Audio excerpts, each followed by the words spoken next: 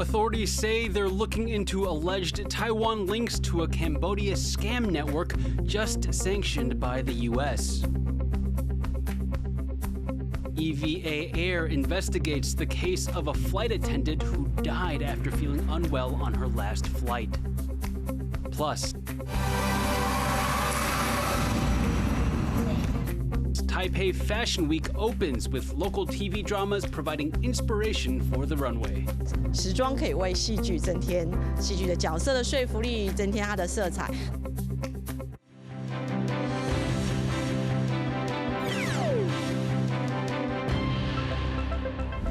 A warm welcome to Taiwan Plus News. I'm Leslie Liao.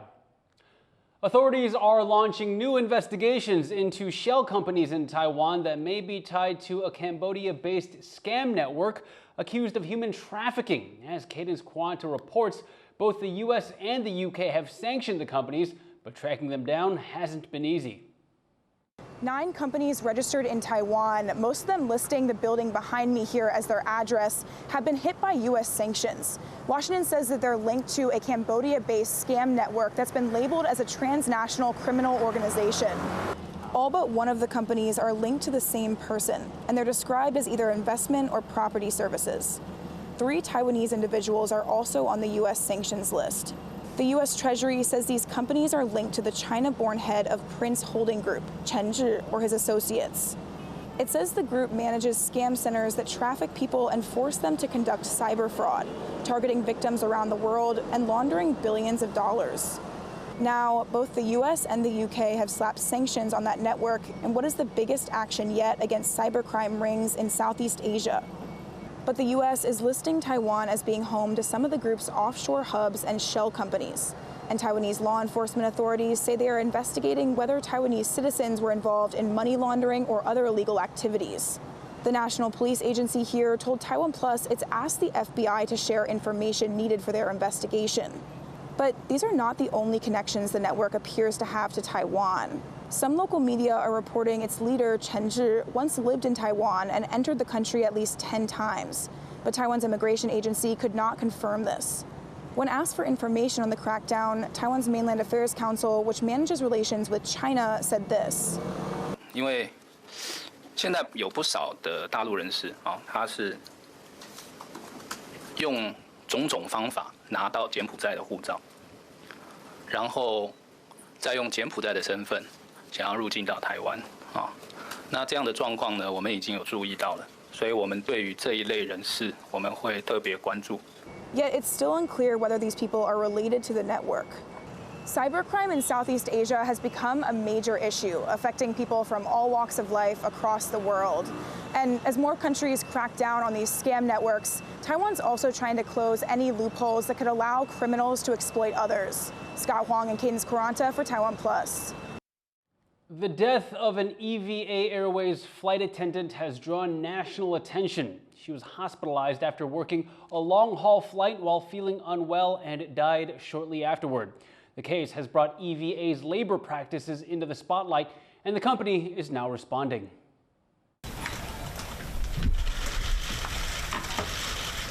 A week after one of its flight attendants died from suspected overwork, Taiwan's EVA Airways finally responds. 那事情发生到现在，外界有相当多的声音，也有很多的批评与指教，我们都听到，我们也虚心的接受。 A flight attendant surnamed Sun died in hospital in October after working a long-haul flight from Italy to Taiwan while feeling unwell. Sun's case has drawn national attention and has raised questions about labor practices within the airline industry. To critics, EVA's leave policies are punitive and harsh, with some saying crew members are discouraged from taking time off suddenly. Many speculate that Sun didn't ask for time off for fear of being punished and pushed herself too hard, ultimately killing her. Both EVA and the Labor Ministry launched investigations into Sun's death. EVA says that it's cooperating with authorities and will adjust their employee protocols to create a safer space for its workers. 目前因案调查期间，基于周延的考量，暂时无法详细说明。待调查告一段落，公司会将调查结果执行后续。 Company reps say they aim to release a report within a week. But a union representing EVA flight attendants says that isn't enough. 你们到现在都搞不清楚状况，这件事情不是一个劳资争议，是有一个人他走了，并不是因为工会抗议所以有人走了，是因为有一个人走了，所以台湾的空服员群情激愤。 They're leaving flowers outside of the EVA office in Taipei in Sun's memory, a symbol of their commitment to making sure this never happens again. 事情已经发生了，好好的、真诚的道歉，好好的去承认错误有疏失，好好的去把它改进，有这么困难吗？ This is the first major statement EVA has made in response to Sun's death. While the company is expressing its regrets and its willingness to make changes, for many other airline workers, their words are a hard pill to swallow. Alex Tun and Leslie Liao for TaiwanPlus. President Lai Ching-te is thanking military officials as the Navy wraps up 5 days of exercises. 这是验证国军海空警戒、联合反封锁及战力重整等科目的重要演练。 也同时执行战损恢复、整补等任务，可以说非常重要。The live fire drills, which started on Monday, simulated combat at sea against the Chinese fleet. It took place in the Taiwan Strait, where they practiced using aerial assets, laying sea mines, and simulating ship fires. It comes as China continues to intrude in waters around Taiwan as part of gray zone tactics meant to degrade the country's defensive capabilities. And China is keeping up its military pressure on Taiwan, sending 39 aircraft and 9 Navy ships near the country between Thursday and Friday morning. Taiwan's defense ministry says a first wave of 18 aircraft entered Taiwan's Air Defense Identification Zone, or ADIZ. 2 of those were drones, while the rest were warplanes. The second wave began on Friday morning, with 17 more entering the ADIZ. Taiwan's ADIZ is not part of Taiwan's airspace, but serves as a defensive buffer.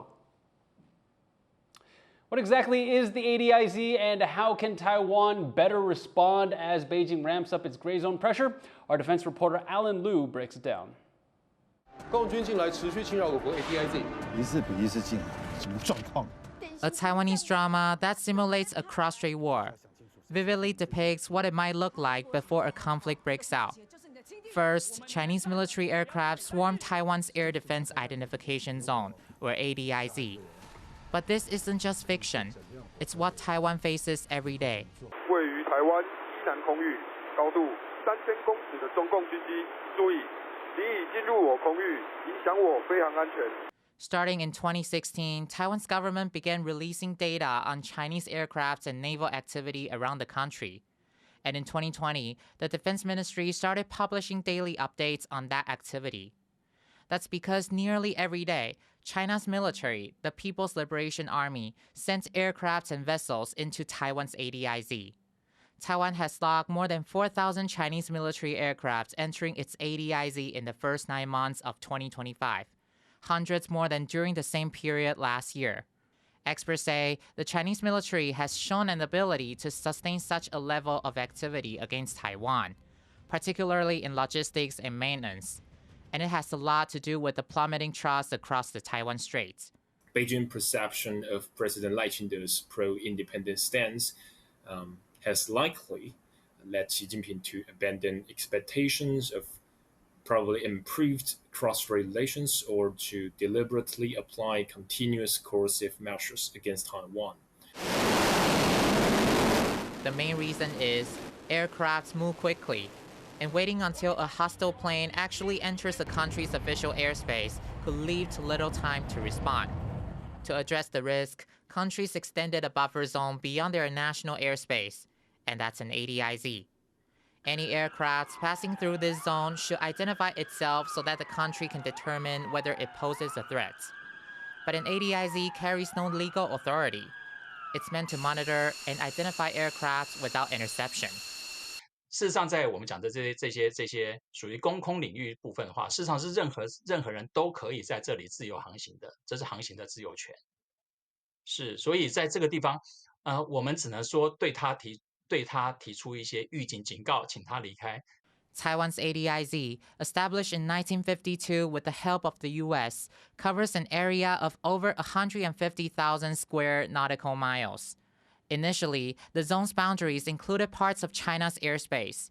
After the addition of the medium line in the Taiwan Strait in 1955, Taiwan's main area of surveillance and defense has been to the east of that line.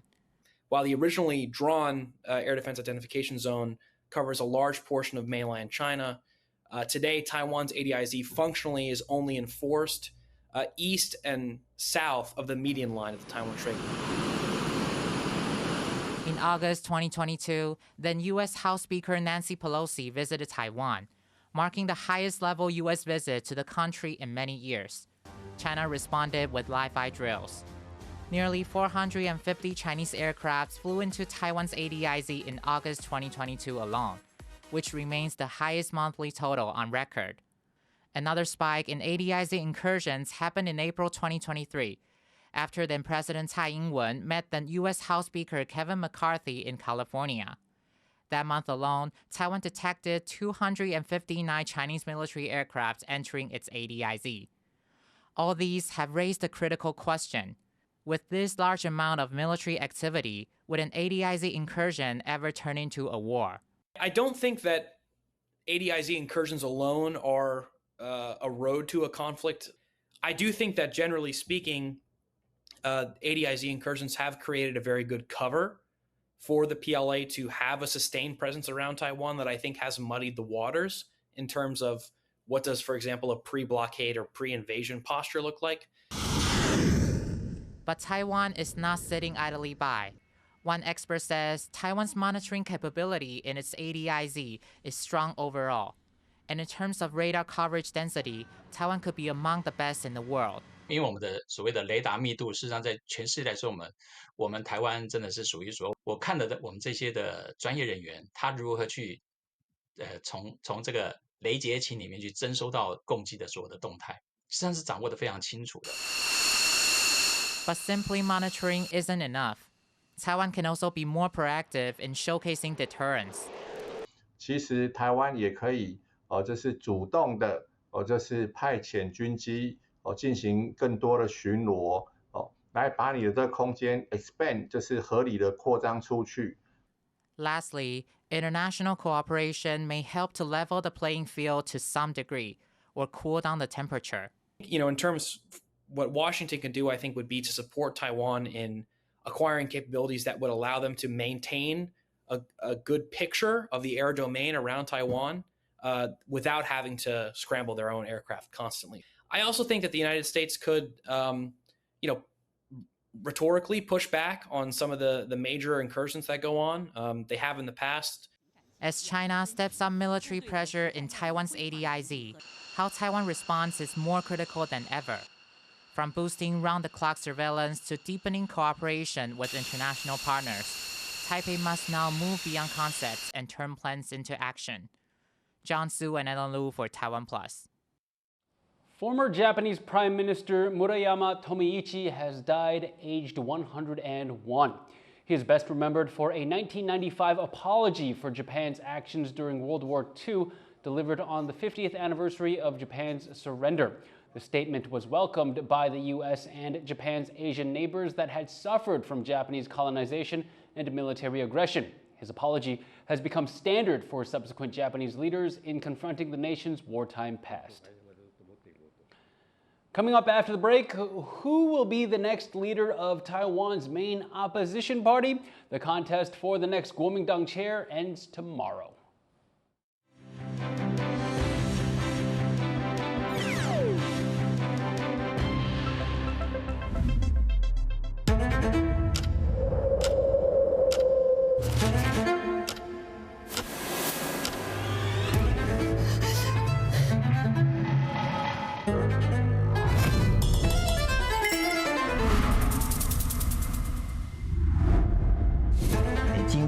本身的话，你发现说我们大部分都是暧昧。我自己少遇见一朵花，我可能就不是这个样子。开始思考什么叫做一个本土性，大声的唱出来说我是台湾人。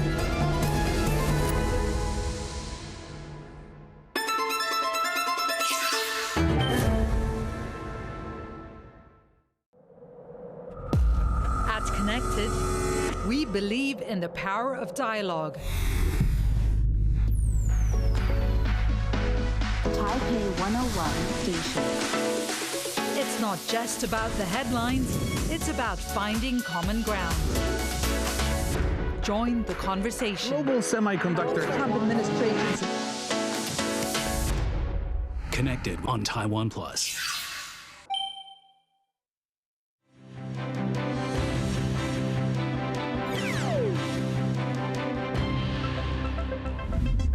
Welcome back. You're watching Taiwan Plus News.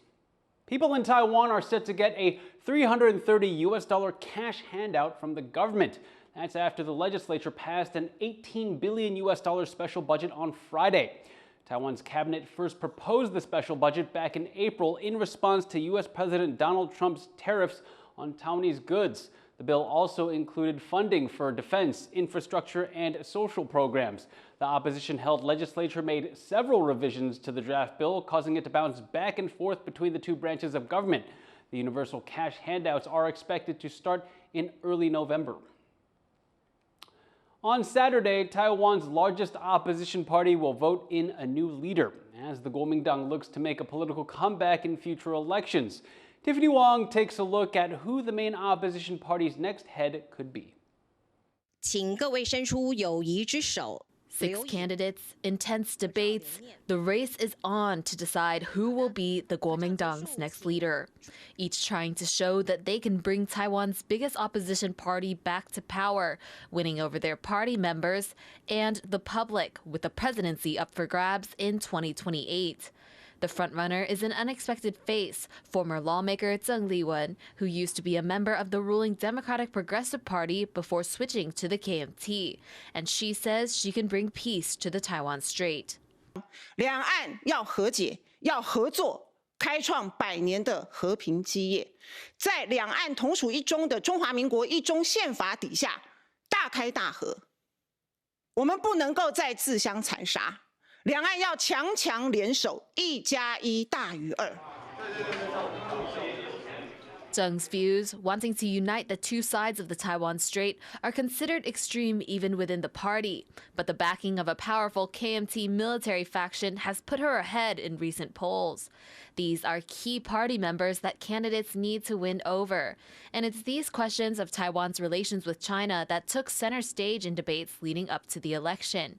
Some candidates, including former Taipei Mayor Hao Longbin, took a more moderate view, calling for an easing of tensions with China while also maintaining Taiwan's sovereignty. 我主张大陆应该宣布台湾不独，大陆不武。我觉得这是对两岸和平上，甚至两岸释放善意上最重要的一件事情。Hao has been endorsed by several city mayors and other party heavyweights. But he's also been the target of deepfake attacks, which some in the party suspect are linked to Beijing, and say could indicate China does not see him as friendly enough. Another candidate, Sun Yat-sen School President Zhang Ya-zhong, is hoping that sticking with a pro-dialogue approach with Beijing could lead to some concessions for Taiwan. 我会跟北京进行政治对话，寻求一个和平。有了和平，我的学生 才有机会在国际组织中为我们的台湾出现在这个国际组织。 But besides dealing with China, the party is also looking for someone to give them internal unity and direction. Taichung Mayor Lu Xiuyan, who rejected calls to run for chair herself, is seen as the party's best bet for the presidency in 2028. Now, many candidates are vying for her endorsement. One of them, lawmaker Luo Zhiqiang, is even running on the promise of getting Lu to be their presidential candidate in 2028. 2028国民党要赢，只有一个胜利方程式，那就是只可以有一个太阳。这个太阳就是卢秀燕。我当选主席，将在2026年完成县市长选举的任务之后，在3个月内，我会以党主席的身份征召卢秀燕参选总统。 Two other candidates are also running: Zhuo Boyuan, former Changhua County chief, and Cai Zihong, a former National Assembly member. The chair election will decide who leads the party into next year's local elections. It will also determine who shapes policy for the party caucus in the legislature. That caucus currently holds a combined majority together with the Taiwan People's Party, giving them control over major legislation and budget spending. While the next chair will only be determined by party members, China and foreign observers are paying close attention to the race. That includes analysts in the U.S., Taiwan's biggest security backer. I think most importantly, the U.S. Is looking for Taiwan to carry much more of the security burden on the cross-strait, the trilateral relationship. And so the Lai administration has stepped up, has made some real significant new investments in defense, and the Trump administration would like to see that continue. Some say dialogue with the Chinese Communist Party isn't necessarily a bad thing, but if it steers the KMT away from connections with the U.S., it could influence how they are viewed in Washington. 张亚中不用讲，这个美国人是最不喜欢的因为他的这个亲中的程度是超过所有的候选人，而且他跟美国也没有什么渊源你看郑丽文跟张亚中基本上都不是留美的所以他的背景上面来讲。对美国来讲会有一段的距离。Analysts also say personal connections to the U.S. could make them more appealing to Washington. 郝龙斌的话呢，当然美国人对他比较熟悉，他在美国拿 PhD 的他有美国这个留学的背景，而且这个郝龙斌从台北市长开始，其实他从政经验过去也跟美国方面有很多的联系。我觉得。在跟美国相处上面，可能郝龙斌会比较得心应手一点，也会美国人比较容易接触。The KMT has sometimes been criticized for being too friendly toward the Chinese Communist Party, which has not ruled out the use of force to take Taiwan. Besides managing the party's relationship with Washington, the next leader of the Kuomintang has more pressing concerns at home. Whoever takes over will be responsible for leading the party through next year's local elections and the 2028 presidential election. Looking ahead, party members will be hoping to see candidates fulfill their campaign promises, leading the party to victory in upcoming elections.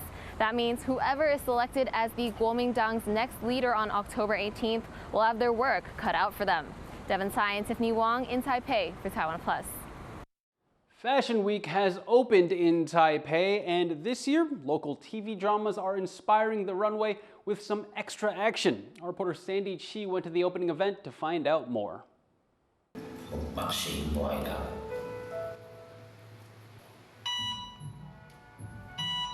Stepping off the screen and onto the runway, Taipei Fashion Week Spring-Summer 2026 is underway. And this year, the show has a unique twist, with the theme Fashion Action, featuring collections from 6 local designers, each inspired by Taiwanese television series. Organizers chose the theme to coincide with the 60th anniversary of the Golden Bell Awards, a celebration of TV and radio achievements in Taiwan. 时装可以为戏剧增添戏剧的角色的说服力，增添它的色彩。那同时呢，服装也要透过这些明星，透过这些角色来彰显服装的特色。所以我们认为，在影视作品跟时尚之间，其实一直有着非常密切的关系。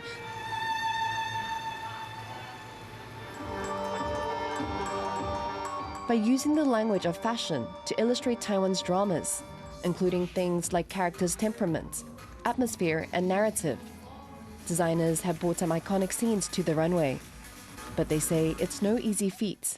我们这次其实选的是这次6部剧里面一个叫画外之一。其实一开始，因为要怎么把11集里面的感动变成服装，老实说是蛮大的挑战。但最后我觉得回到我看到，包括我刚刚看到的灰暗感、不对称、不完美，或者是里面有很多让我觉得内心很挣扎的部分，我希望透过服装的一些细节来说故事。 Among the works on display are those of Tony Chen, inspired by the drama The Cleaner, a series about workers who clean up scenes after someone has died. We want to do like a workwear kind of design, but we want it to be really functional, but at the same time we have like this worn and wear and tear concept. So there's a lot of like functional pockets, a lot of like workwear designs and stuff like that. 我觉得其实蛮有那个氛围的，因为其实他们还有特别跟我们借一些道具，就是包含防护衣啊，然后包含那个面罩啊等等，对，所以其实就会很像说真的把我们剧中的一些角色搬到台面上这样子，然后跟时装去做结合。Those at the opening say the combination of drama, music, and design proved a feast for the senses. 刚开场的那些动画视觉，整个都做得很不错，然后每一个不同的剧集嘛，然后搭配的音乐跟衣服，整个看起来就是每一部戏都有自己的特色的感觉。这次国片还有那些演员，就是都参与了这次的走秀，我觉得是一个非常特别、非常优秀的一个结合。然后还有一些像是服装上的细节都有包含在那个剧情，就跟着剧情来走的感觉。然后我觉得就是会想要看每个细细的地方。Taipei Fashion Week this year is proving to be more than just a fashion show. It's a celebration of storytelling through style, fusing drama and design, and offering a glimpse of Taiwanese creativity, both on screen and on the runway. Patrick Chen, Justin Wu, and Tomiichi for TaiwanPlus. And thank you for watching TaiwanPlus News. You can visit the TaiwanPlus website or follow our social media for more stories from Taiwan and around the world. Finally, let's end the show today with more images from Taipei Fashion Week. I'm Leslie Liao. Take care. See you next time.